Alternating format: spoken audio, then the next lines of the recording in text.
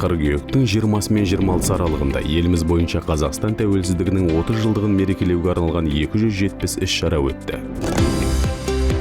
Осы аптада мемлекет басшысы Қасым-Жомарт Тоқаев Маңғыстау облысын дамыту жөнінде кеңес өткізді. Ол 30 жыл ішінде өңірге шамамен 7 триллион теңге инвестиция тартылғанын атап өтті. Тәуелсіздік жылдары облыста 78 мектеп және 300-ден астам балабақша салынды. Президент өңірді одан әрі кешенді дамыту жөнінде тапсырма берді. Түркияда Қазақстан тәуелсіздігінің 30 жылдығына орай жаһандану өркениетіндегі қазақ әлемі тақырыбында қазақтардың кіші құрылтай өтті. Құрылтайға Түркия мен Еуропа елдеріндегі қазақ қауымдастықтарының 100-ден астам өкілі қатысты. Құрылтай аясында Стамбулда атақты спортшы Мұстафа Өзтүрік атындағы саябақ ашылды. Еліміздің барлық мектептерінде тәуелсіздік жетістіктері тақырыбында ашық сабақтар жалғасуда. Жобаның ерекшелігі оқушыларға мұғалімдермен бірге өңірдің белгілі қайраткерлері тәуелсіздік жетістіктері туралы айтып береді.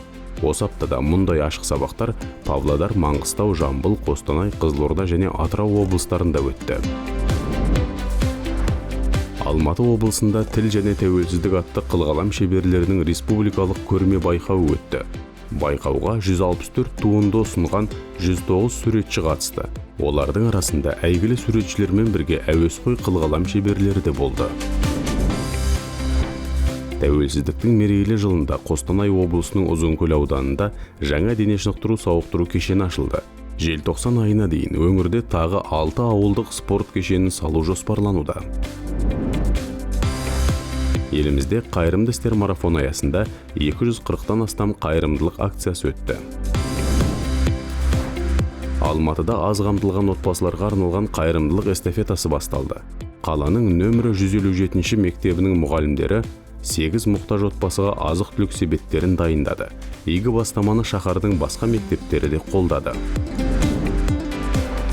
Тәуелсіздіктің мен үшін маңызы онлайн челленджі жалғасып жатқанын естеріңізге саламыз. Бүгінге дейін 4000-нан астам қазақстандық азамат әлеуметтік желіде тәуелсіз елде тұрудың қандай екені туралы оқиғалармен бөлісті.